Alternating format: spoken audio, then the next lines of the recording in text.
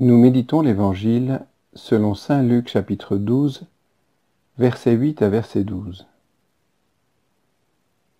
L'Esprit Saint vous enseignera à cette heure-là ce qu'il faudra dire.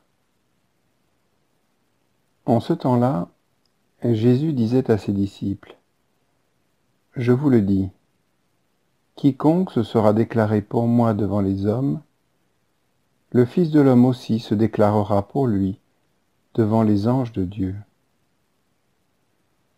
Mais celui qui m'aura renié en face des hommes sera renié à son tour en face des anges de Dieu. Quiconque dira une parole contre le Fils de l'homme, cela lui sera pardonné. Mais si quelqu'un blasphème contre l'Esprit Saint, cela ne lui sera pas pardonné. Quand on vous traduira devant les gens des synagogues, les magistrats et les autorités, ne vous inquiétez pas de la façon dont vous vous défendrez, ni de ce que vous direz.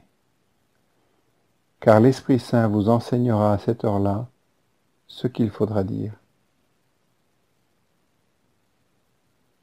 Prière. Dieu notre Père, tu nous as donné ton Esprit pour rendre témoignage de ton Fils Jésus-Christ par tous les événements de ma vie. Dans l'adoration de ta sainteté, ô Père, je t'ouvre mon âme, je te donne mon cœur, pour que tu y fasses ta demeure, et que ma vie ressemble toujours plus à celle de Jésus, jusqu'à se confondre avec lui. Demande.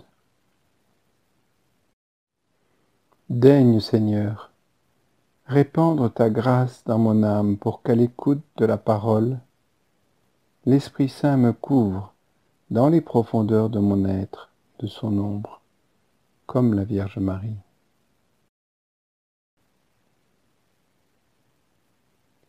Réflexion, point numéro 1. Quiconque se sera déclaré pour moi devant les hommes. Le témoignage auquel Jésus invite ne se réduit pas au caractère social. Il implique une réelle transcendance. Témoigner est ainsi un acte surnaturel de foi qui rend Dieu présent et la divinité du Christ et la sainteté de son œuvre visible dans le monde par-dessus les imperfections et les péchés de ses serviteurs.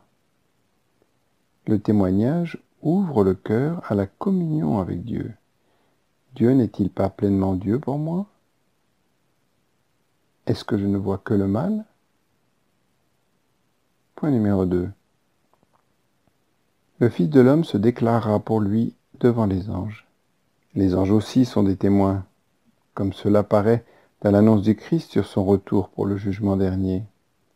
Membres de l'Église par la communion des saints, nos anges, surtout ceux qui sont préposés à notre garde, sont témoins de nos pensées et du dialogue que l'Esprit Saint entretient avec nous. Est-ce que j'hésite encore? Est-ce que, au contraire, je me laisse guider par le ministère pour m'unir plus à Dieu? Troisième point. Car l'Esprit Saint vous enseignera à cette heure-là ce qu'il faudra dire. À plusieurs reprises, Jésus affirme que l'Esprit Saint nous transformera en son image et nous rendra capables de porter l'œuvre du Père pour la mener à son achèvement. Il vous conduira dans la vérité tout entière, nous assure Jésus. Par le fait même d'y croire et de s'exercer à lui faire confiance, l'Esprit Saint devient acteur dans notre témoignage, lui donne sa vraie saveur, sa couleur, son relief, son contraste.